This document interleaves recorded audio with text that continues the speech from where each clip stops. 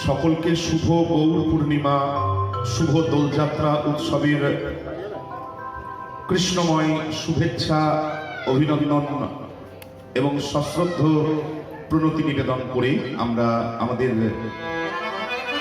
লীলা কীর্তন স্মরণের এই যে জয়যাত্রা আজ থেকে শুরু হচ্ছে আগামী পরশুদিন পর্যন্ত, যে লীলা কীর্তন স্মরণ শ্রবণের একটা পরিপূর্ণ বাতাবরণ পরিবেশ এই উচ্চকরণ গোপালজিউ এবং মায়ের মন্দির প্রাঙ্গণে অনুষ্ঠিত হবে। তার আজকে শুভ সন্ধ্যা, লীলা কীর্তনের জয়যাত্রা শুরু।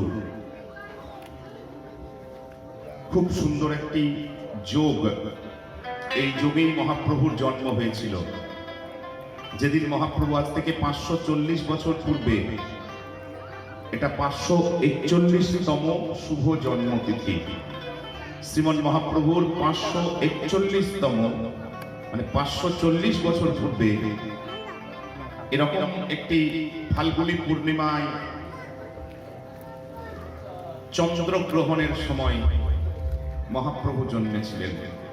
সেদিনও কিন্তু পূর্ণগ্রাস চন্দ্রগ্রহণ ছিল। আজকে যেমন পূর্ণগ্রাস চন্দ্রগ্রহণ চলছে, আর কিছুক্ষণ মাত্র।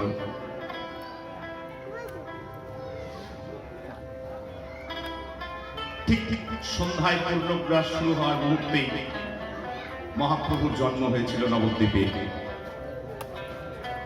সেরকম পূর্ণ একটি তিথি আজকে আমরা এতদিন পর আবার পেয়েছি। আমরা মহাপ্রভুর লীলা আস্বাদন করব। সকলেই সুপরিচিত, বহুলাংশে পরিচিত, নতুন করে বলার আর কিচ্ছু নেই। কেবল সকলের কাছে একটু ভক্তি বিনম্র আবেদন, যেটুকু ত্রুটি বিচ্যুতি মনে হবে একটু ক্ষমা সুন্দর নয়নে আস্বাদন করবেন। এটাই গৌর হরি হরি বলব।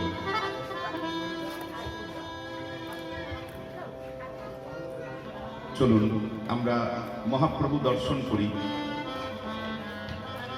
আজকে হরিনাম সংকীর্তন কিছুক্ষণের জন্য বিরতি দিয়ে বন্ধ করে, কিছুক্ষণের জন্য হরিনাম সংকীর্তন বিরতি দিয়ে বন্ধ করে একটু নিরালায় বসে, মানে অতিরিক্ত ভক্তের সঙ্গ মনে হচ্ছে, আমাদের যেটুকু মনে হচ্ছে আজকে দেখে মহাপ্রভু পছন্দ হচ্ছে না। তিনি একটু একান্ততা চাইছেন, নিরিবিলি থাকতে চাইছেন।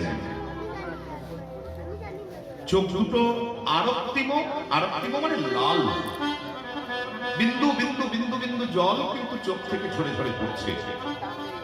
মনে হচ্ছে কেঁদে কেঁদে, অনেকক্ষণ থেকে কেঁদে কেঁদে মহাপ্রভুর চোখ দুটো যেমন লাল হয়ে যায় কাঁদতে অনেকক্ষণ, আজকে প্রভুর চোখ দুটো রক্তবর্ণ হয়ে গেছে। কেন? মান বিরহ ভাবে, বিরহ ভাবে পহু ভেল ভোর, বহু ভেল ওরাঙা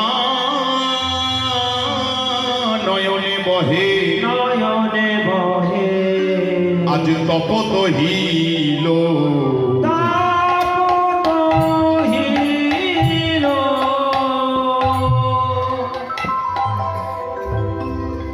একটু দূর থেকে দর্শন করছেন ভক্তজন। এখানে ভক্ত বলতে যারা দূর থেকে দেখছেন তারা নদিয়ার অধিবাসী, আপনাদের মতন কয়েকজন মা।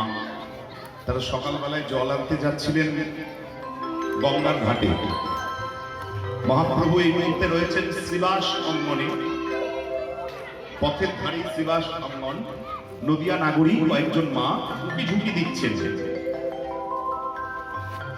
শ্রীবাস অঙ্গনে প্রবেশ করার অধিকার সবসময় সবার নেই, আর সাধারণ রমণী হয়ে পরের বাড়িতে ঢুকতেই বা কেন যাবে না? ওই জন্য একটু দরজা থেকেই, আড়াল থেকেই উকি ঝুঁকি দিচ্ছেন, দেখছেন আমার প্রাণের গৌর কি করছেন। দেখছেন গালে হাত দিয়ে দুটি চোখ লাল করে বিন্দু বিন্দু চোখ থেকে জল ঝরে পড়ছে, চুপ করে বসে আছেন। মান বিরহ ভাবে, বিরহ ভাবে বহু ভেল ভোর, বহু ভেল বিভোর হয়ে আছে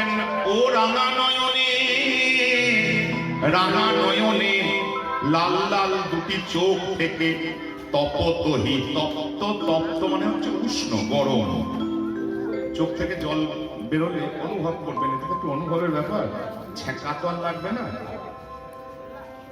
অত গরম তো আর নেই, কিন্তু চোখের জল একটু উষ্ণ হয়, একটু হালকা সাধারণ তাপমাত্রা থেকে একটু হলেও তপতহি লোর, লোর অশ্রুধারা রক্তিম নয়ন থেকে বিগলিত হচ্ছে। দেখ ও দিদি, দেখ না, ওই তো বসে আছে, ওই তো আমার গোড়া, আরে মোর, আরে মোর,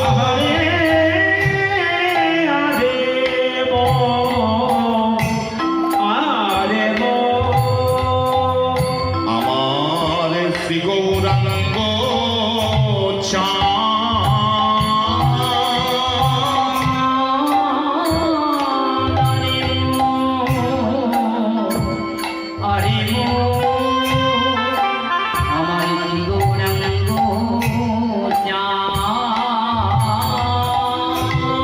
আজ অখিল জীবের মন,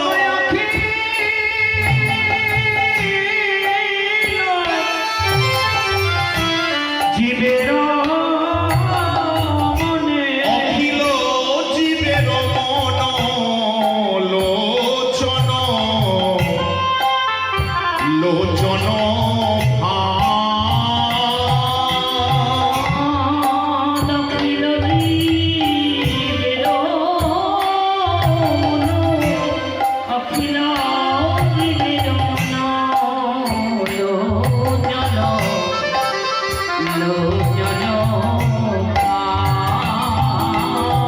বলে আমার গোড়ারে,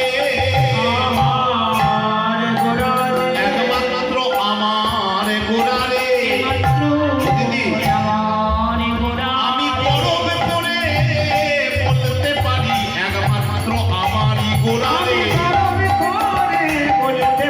একমাত্র আমারই গোড়ারে, নানা আমার ছাড়া আর কারো নয় আমার গোড়ারে।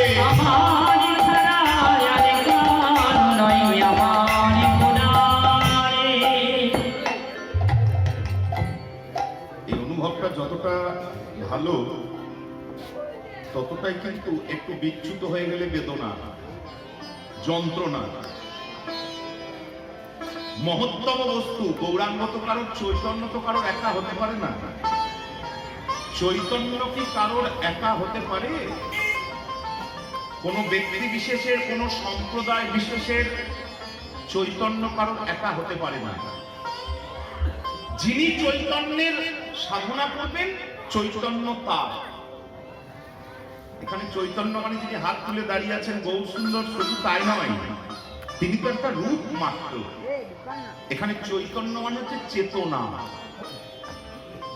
শ্রীকৃষ্ণ চৈতন্য, যিনি বা যে বস্তু বা যে চর্চা আমাদের ভেতরে কৃষ্ণ চেতনার উন্মেষ ঘটায়, তারই একটা রূপ হচ্ছে আমার গৌর সুন্দর। তিনি হলেন শ্রীকৃষ্ণ চৈতন্য, আমাদের ভেতরে তিনি কৃষ্ণ চেতনা জাগাবেন বলেই 540 বছর আগে এইরকম একটা পরিস্থিতিতে নবদ্বীপে অবতীর্ণ হয়েছিলেন। তাহলে এই চৈতন্যকে যদি কেউ বলে থাকে একমাত্র আমারই গোড়া, আমার ছাড়া আর কারো নয়, তাহলে তো মুশকিল। ওই জন্যই পরবর্তী লাইনটাকে আরে মোর শ্রী গৌরাঙ্গ চাঁদ, প্রথমে বললো আমারই গৌর, দিয়ে একটু বুঝলেন, পরের লাইনটাতে এবার বলছে না না আমার নয়, অখিল, অখিল মানে সমগ্র, সবার, অখিল জীবের মন লোচন ভাব, একাই আমার নয়, আমার নয়, একা আমার নয়, আমার নয়, তাকে যে ডাকে সে তারই হয়, আমার নয়, আমার গৌর সারা বিশ্বময়, তাই গৌর হরি হরি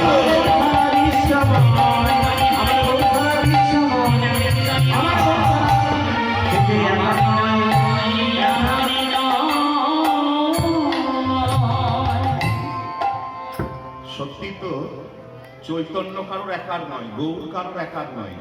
তাকে যে ডাকে অবশ্যই যিনি তার চর্চা করবেন, যিনি তাকে ভালোবাসবেন, যিনি তার সাধনা করবেন, চৈতন্য তার। আমার গৌর, আমার চৈতন্য সারা বিশ্বময়, বিশ্বব্যাপী ব্যক্ত।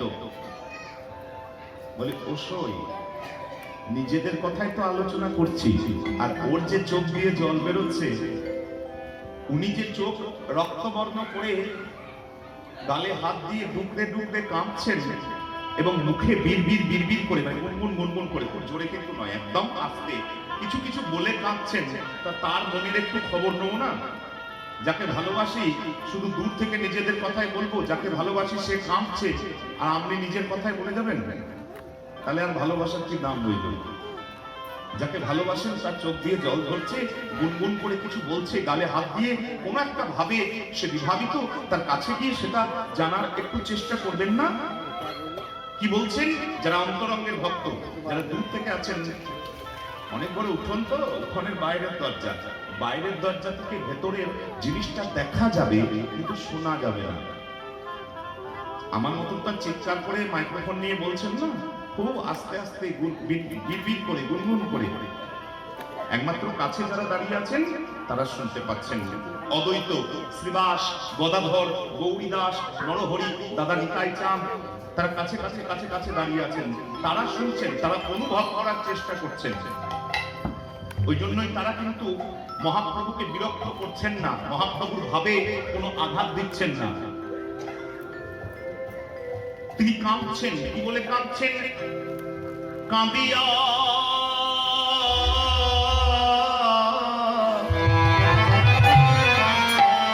কহয়ে পুনঃ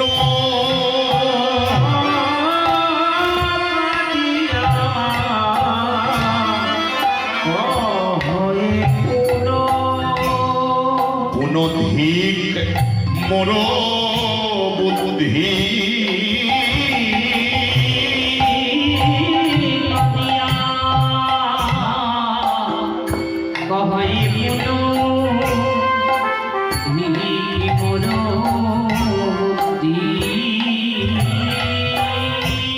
আমি অভিমানে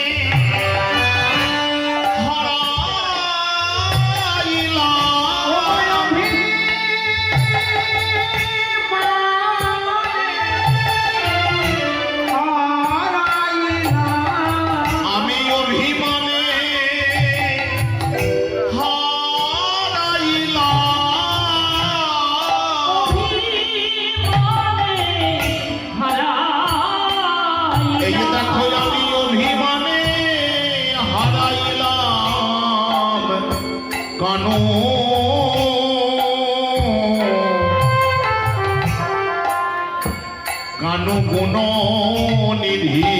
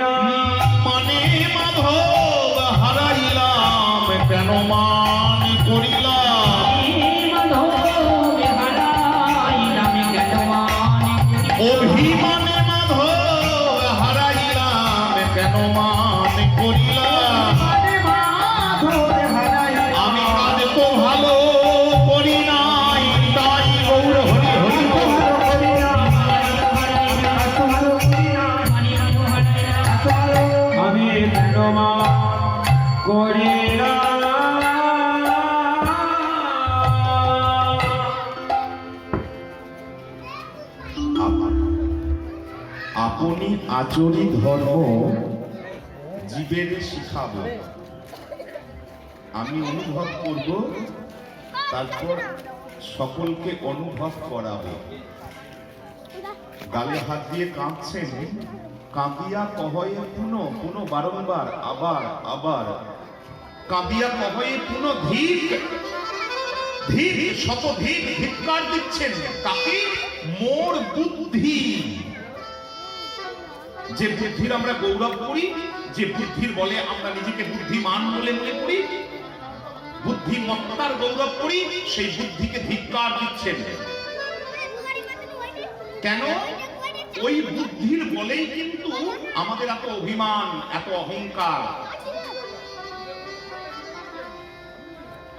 সবার কাছ থেকে বিচ্ছিন্ন করে রাখার একটা প্রবণতা। আমার গুরুদেব হাসতে হাসতে বলতেন, বুঝলি বাবা, বুদ্ধি যোগ আর বুদ্ধি বিয়োগ। বলে বাবা, বুদ্ধি যোগ বুঝলাম, বুদ্ধি বিয়োগ বুঝলাম না। বলে কেন? খুব সহজ বিষয় তো। সহজ বিষয় মানে যোগ মানে যোগ, বিয়োগ মানে বিয়োগ, এটা তো সবাই বোঝে। যোগ মানে যুক্ত হওয়া, আর বিয়োগ মানে বিযুক্ত হওয়া, এইটুকু তো বোঝো। বলে হ্যাঁ, তা বুঝি, সহজ বিষয়। যে বুদ্ধি বাড়লে মানুষ যুক্ত হতে পারে তাকে বলে বুদ্ধি যোগ, আর যে বুদ্ধি বাড়লে মানুষ দূরে সরে যায় তাকে বলে বুদ্ধি বিয়োগ। খুব আলোচনা করে দেখুন তো, আমরা এখনকার দিনে যে বুদ্ধিমান বলে, ইন্টেলেকচুয়াল বলে না, ইন্টেলেক্ট, যে বুদ্ধির প্রশংসা করছি, যে বুদ্ধি ওই ডিগ্রি, যে বুদ্ধি আমরা গৌরব করছি, ওই বুদ্ধি আমাদের যত বাড়ছে তত আমরা মা বাবার চরণ থেকে, সংস্কৃতির চরণ থেকে, ধর্মের চরণ থেকে, সমাজের চরণ থেকে আস্তে আস্তে আস্তে আস্তে সরে যাচ্ছি। তার ফল কি? একদিন চোখের জল, হয় অবসাদ, ডিপ্রেশন, হয় গলায় দড়ি, সুইসাইড, না হয় বসে বসে চোখের জল। একটু খবর নিয়ে দেখুন, আচ্ছার আচ্ছার প্রচুর প্রচুর প্রচুর উদাহরণ। যত বুদ্ধিমান হচ্ছে, যত নিজেকে দূরে সরিয়ে দিচ্ছে, আর তত তত অবসাদ, তত চোখের জল আস্তে আস্তে তাকে গ্রাস করে নিচ্ছে। এই হচ্ছে বুদ্ধি বিয়োগ। আমাদের হচ্ছে বুদ্ধি বিয়োগ। আর যে বুদ্ধি বেশি হলে আমরা মা বাবার শ্রদ্ধা করতে পারি, সমাজ, ধর্ম, সংস্কৃতিকে আঁকড়ে ধরতে পারি, মানুষে মানুষের মধ্যে মেলবন্ধন করাতে পারি, তাকে বলে বুদ্ধি যোগ।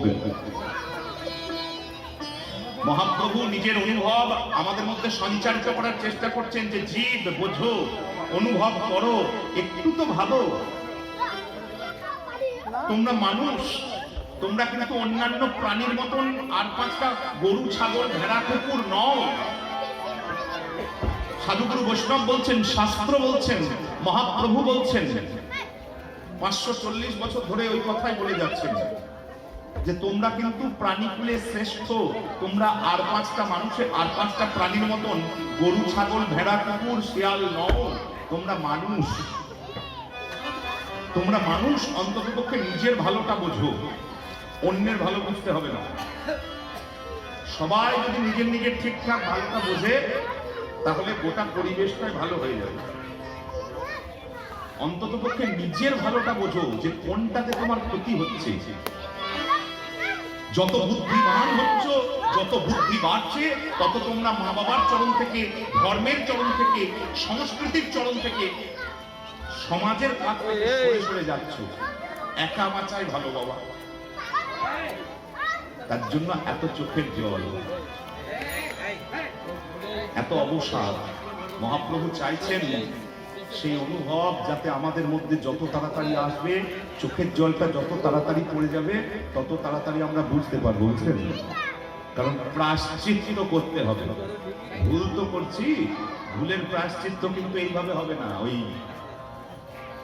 পুজো করে ভুলের প্রায়শ্চিত্ত একমাত্র কি করে হবে? অনুশোচনা এবং অনুতাপ। এর চাইতে বড় প্রায়শ্চিত্ত হয় না। নিজের ভুল যতক্ষণ বুঝতে না পারবেন এবং তার জন্য চোখের জল মনে মনে না ফেলবেন, ততক্ষণ মানে বড় বড় যাগযজ্ঞ করলেও আমার প্রায়শ্চিত্ত হবে না। কারণ আমি ভুল করব, আমি চুরি করব, বুঝলাম ভুল করেছি, যে কীর্তন করলাম, যে আবার কালকে আবার চুরি করব, তাহলে ওটাকে প্রায়শ্চিত্ত বলে না, ওটাকে অপরাধ বলে। ওই জন্যই নিজের ভুল যত তাড়াতাড়ি বুঝে নিজে অনুতাপ করবে, অনুশোচনা করবে, নিজেরটা ঠিকঠাক বুঝতে পারবে, তত তাড়াতাড়ি আমাদের আত্মিক উন্নতি হবে, মানুষ হিসাবে উন্নতি হবে।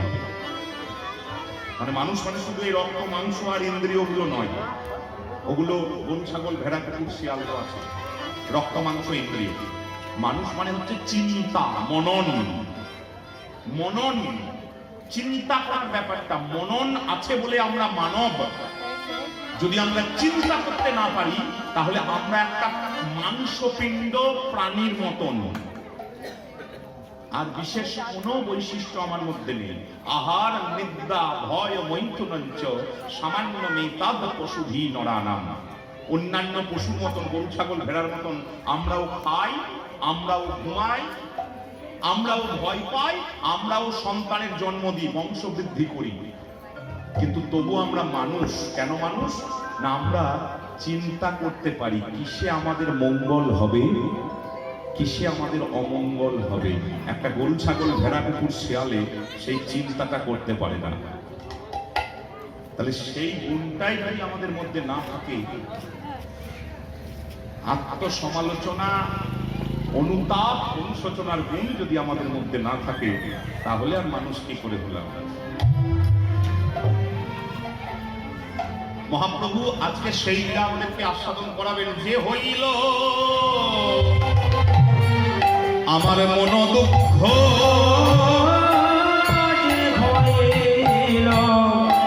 মন দুঃখ আমি কি কহব,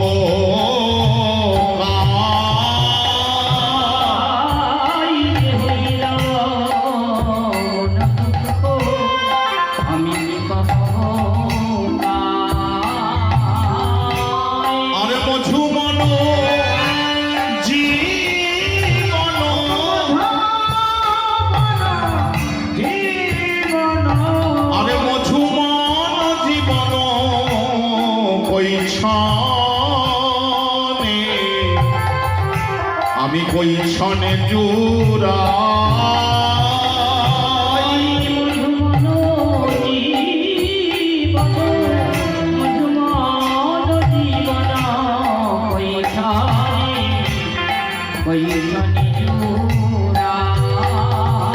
আমায় বলে দাও, বলে দাও,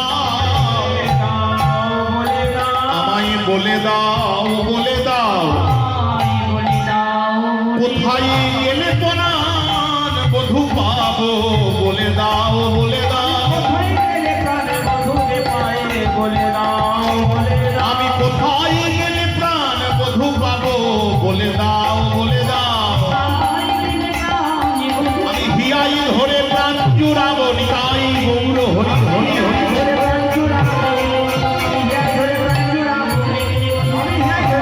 তোমরা বলে দাও, বলে দাও।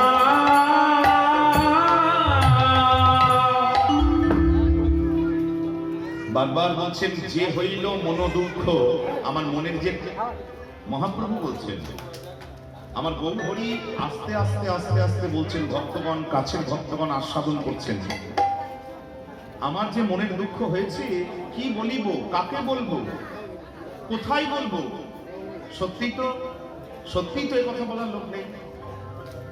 এখন কীর্তন হচ্ছে বলে, আপনি শুনতে এসেছেন বলে আমার এই কথাগুলো শুনছেন, কিন্তু কীর্তনটা বাদ দিয়ে আপনাকে যদি ডেকে বলি, চলুন মা আপনার ঘরে বসে বসে দুটো এরকম কথা বলি, এখন মুখের সামনে না তো আর বলতে পারবেন না, কিন্তু বেশিক্ষণ মন দিয়ে শোনা যাবে না। কারণ টাকা পয়সা, রোগ জ্বালা, ছেলে মেয়ে, এইসব কথা শোনা, তারপর বাকিগুলো তো বললাম না, টিভি, রাজনীতি, ওগুলো শোনার জন্য বহু উৎকণ্ঠা, বহু পরিকল্পনা রয়েছে, কিন্তু আমার কিসে উন্নতি হবে? আমি কেন মানুষ হচ্ছি না? দিনের পর দিন আমি কেন অমানুষ হচ্ছি? আমার কেন এত যন্ত্রণা? এই কথা বলার লোকের অভাব, শোনার লোকের তো আরো অভাব। নিতাই গৌর। মহাপ্রভু বলছেন, এই চেতনা, এই আত্ম অনুশোচনা, এই আত্মবিশ্লেষণ, এই নিজের কথা বিশ্লেষণ করা, নিজের দোষ ত্রুটি খুঁজে বের করা, তার আলোচনা করা লোকের অভাব। আপনার দোষ খুঁজতে বলবেন, এখনই 500টা দোষ দেওয়ার করে দেবো আমরা। লোকের দিকে আঙুল তুলতে বলবেন, সমাজের দিকে আঙুল তুলতে বলবেন, অমুককে চোর বলতে বলবেন, অমুককে ডাকাত বলতে বলবেন, 500 বার বলে দেবো। এবার তোমার দেখিয়ে দেখিয়ে আর নিজে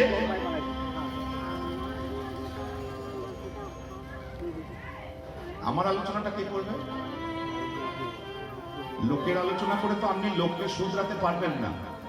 নিজের আলোচনা করে যদি নিজেকে শুধরাতে পারেন, সবাই যদি একটু একটুও পারে, মহাপ্রভু বলছেন আমি বক্তা মাত্র, আমি কীর্তনের কথাগুলো, সাধুগুরু বৈষ্ণবের বক্তব্যগুলো, শাস্ত্রের প্রবচনগুলো আমি আপনাদের সামনে তুলে ধরছি। আমি কিন্তু আপনাদেরকে কোনো উপদেশও দিচ্ছি না, কোনো অনুরোধও করছি না। আমি এখানে একটা, যেহেতু আমি কীর্তন করতে এসেছি, আমি যদি বলি না আমার ভালো লাগছে না, আমি চুপ করে থাকবো, তাহলে তার গান হবে না। যেহেতু আমি বক্তা, তার জন্য আমি শাস্ত্রের বক্তব্য, মহাপ্রভুর আচরণ আপনাদের সামনে তুলে ধরছি। এরকম করে যেন ভাববেন না যে দিব্যেন্দু বলে গেল, একদম না। দয়া করে এইটি ভাববেন না। আমি অনেক দিন থেকে আসছি, ওই জন্য একটাই অনুরোধ করব, এইটা ভাববেন না যে দিব্যেন্দু বলে গেল বা কোনো কীর্তনিয়া বলে গেল, তাহলে কিন্তু আপনার ভুল হয়ে যাচ্ছে। কারণ আমি বলে গেলে আমাকে আগে আচরণশীল হতে হবে, তবে আমার কথাটা আপনার উপর এফেক্ট ফলপ্রসূ হবে। কিন্তু আমি এখানে কোনো গুরুদেব নই, কোনো আচার্য নই, কোনো প্রভু নই। আমি এখানে শুধুই বক্তা। শাস্ত্রের বক্তব্য, চৈতন্যের আচরণ, সাধুগুরু বৈষ্ণবের বক্তব্য আমি মাধ্যম হয়ে আপনাদের সামনে তুলে ধরবো, এটাই ধরে ধরবো। মহাপ্রভু সেই কথাই বলছেন, হ্যাঁ গো, লোকের দোষ খোঁজার, লোকের বিশ্লেষণ করার প্রচুর সময়, প্রচুর লোকজন পাবেন। আচ্ছা, নিজের দোষ খোঁজার, নিজের বিশ্লেষণ করার, নিজের কাজের ভুল ধরার, নিজের কাজের ভুলের জন্য এত সুন্দর মানুষ জন্ম পেয়ে একদিন করে সূর্য ডুবছে আর একটা করে কমে যাচ্ছে। কে জানে কালকে বাঁচবো কিনা, পরশু বাঁচবো কিনা, ভগবান জানে। ওই জন্যই চলেই তো গেল। অতএব ভাবো, মহাপ্রভু আজকে শ্রীমতী রাধারণীর ভাবে মহাজন যারা কাছে রয়েছেন দাঁড়িয়ে, অদ্বৈত শ্রীবাস গদাধর, তারা কিন্তু কোনো মহাপ্রভুর কথাবার্তার মধ্যে কোনো মন্তব্য করছেন না। কেন? কিছু বলতে গেলে ভাবটা নষ্ট হয়ে যাবে। লক্ষ্য করছেন, যেন কিশোরী হয়েছে, যেন কিশোরী হয়েছে, যেন কিশোরী হয়েছে,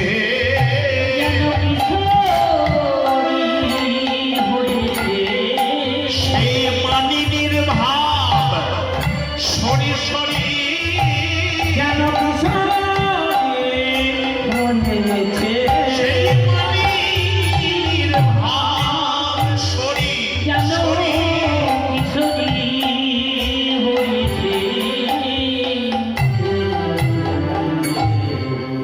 অভিমানিনী রাধারানীর ভাব স্মরি স্মরি, অর্থাৎ দন্ত স্বয়ময় রয় হস্যই, স্মরি অর্থাৎ স্মরণ করি, ভেবে ভেবে রাধারানীর ভাব, রাধারানীর কথা, অভিমানিনী রাধারানীর কথা ভাবতে ভাবতে নিজেকেও আজকে রাধারানীর ভাবে বিভাজিত করে ফেলেছেন।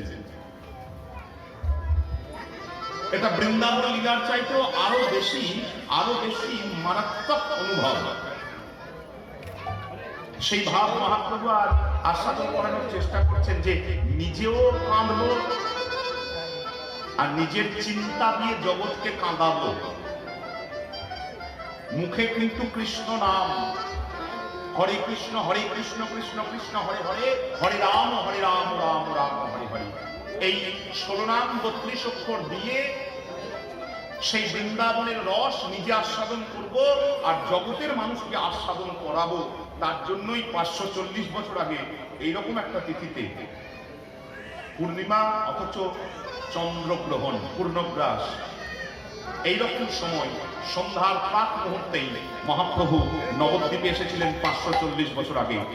আজকে সেই পুণ্যতিথি আমরা গৌর কথা শুনলাম, এবার কৃষ্ণ কথা শুনবো, আস্বাদন করার চেষ্টা করব। এইভাবে নিজে কাঁদছেন আর সেই কান্না দিয়ে জগৎকে কাঁদাচ্ছেন। এই রূপে উদ্ধারিল,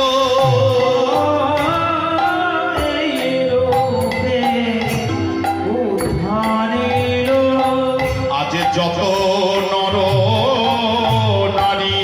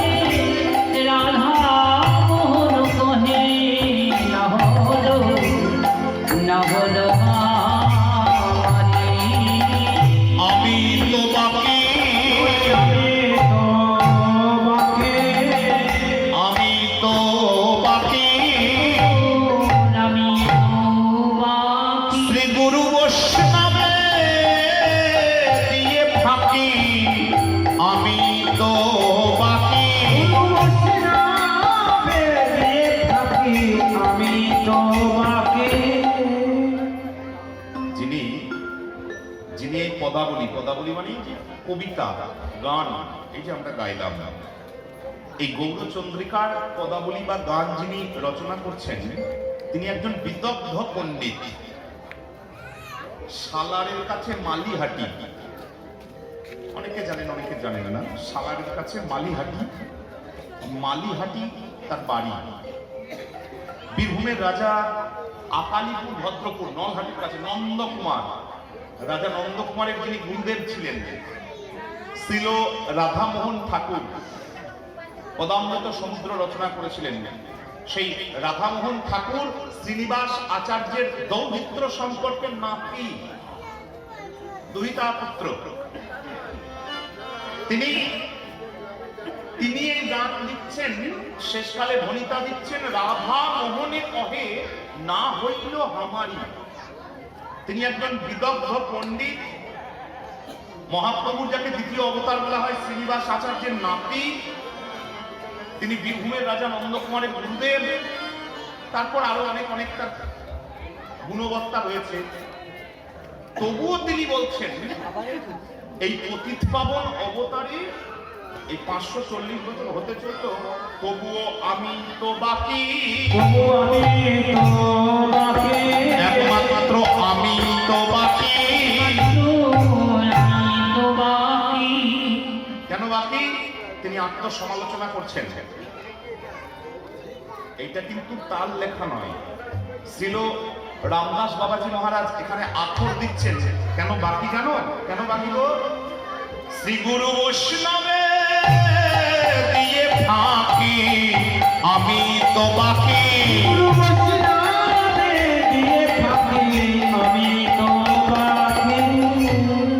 তাই তো?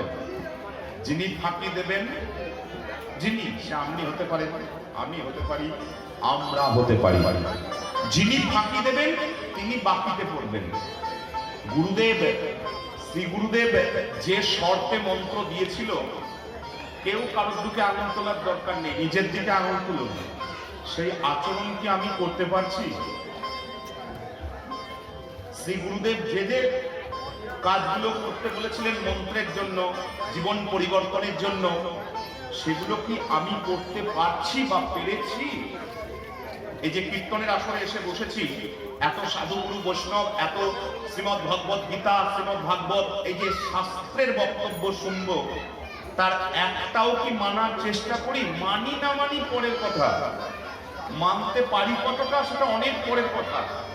ঠিকভাবে নিজের মনকে হাত দিয়ে বলুন তো, চোখ বন্ধ করে চেষ্টা করেছি কোনোদিন মানার? ভেবেছি কোনোদিন ঘরে গিয়ে যে আসলে যেটা বললো কালকে একবার চেষ্টা করে দেখব? করিনি। যেহেতু ফাঁকি আমি দিয়েছি, তাই বাকি আমি করেছি।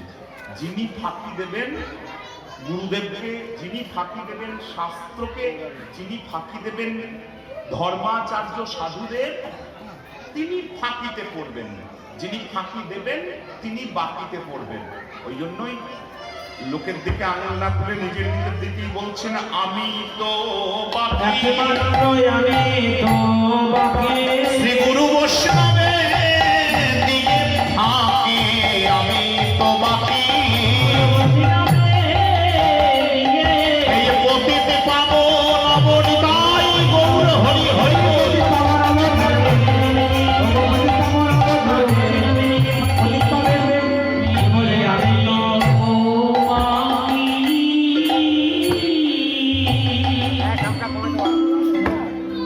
এই রূপে উদ্ধারিল যত নর নারী,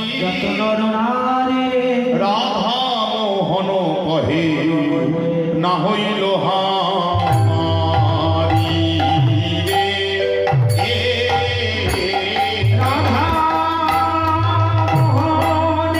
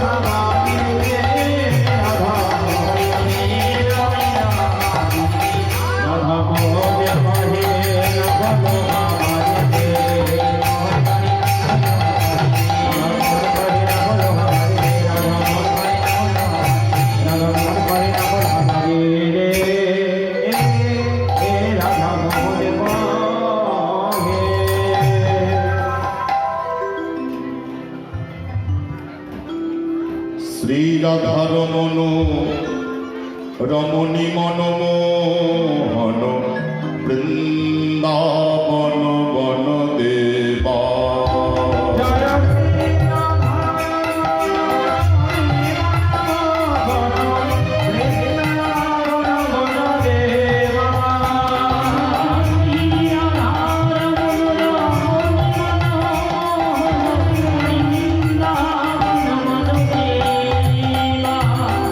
অভিনগরাসর শিখবর নাগর নাগরী গণ প্রীত সেবা। অভিনবরাসর শিখবর নাগর নাগরী গণ প্রীত সেবা। জয় শ্রী রাধা রমণী মনমোহন বৃন্দাবন বন দেবা।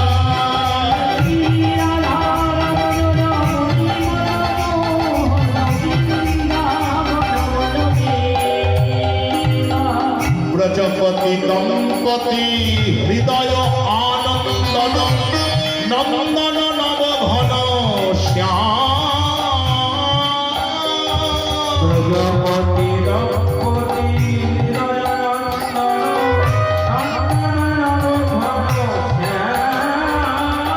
নন্দীশ্বর পুর পুরাটপটাম্বর নন্দীশ্বর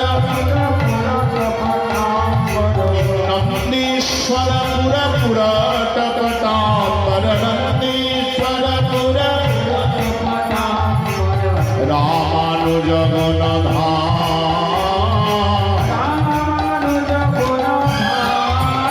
জয় শ্রী রাধা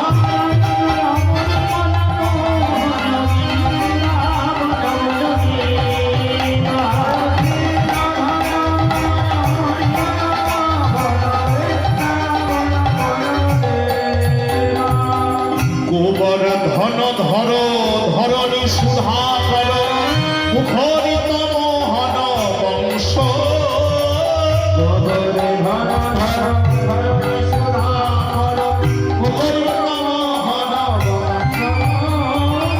গোবর্ধন ধর ধরণী সুধাকর মুখরিত মোহন বংশ।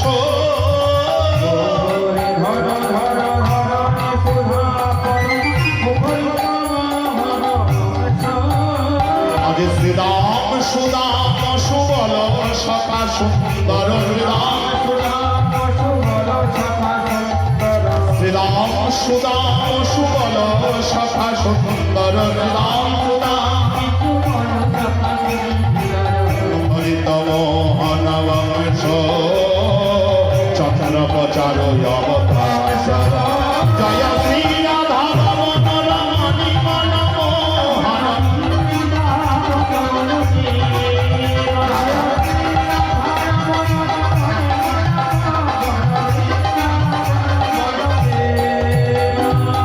কালীয় দমন গমন চিত কুঞ্জর কুঞ্জর চিতরতি রঙ্গ।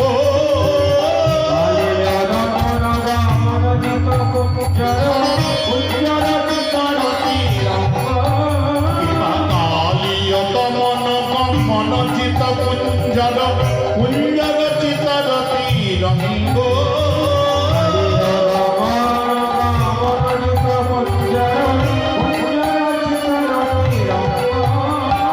গোবিন্দ দাস হৃদয় মণি মন্দির। গোবিন্দ দাস হৃদয় মণি মন্দির। গোবিন্দ দাস অবিচল মূরতি ত্রিভঙ্গ। জয় শ্রী রাধা রমণ রমণী মনমোহন বৃন্দাবন বন দেবা।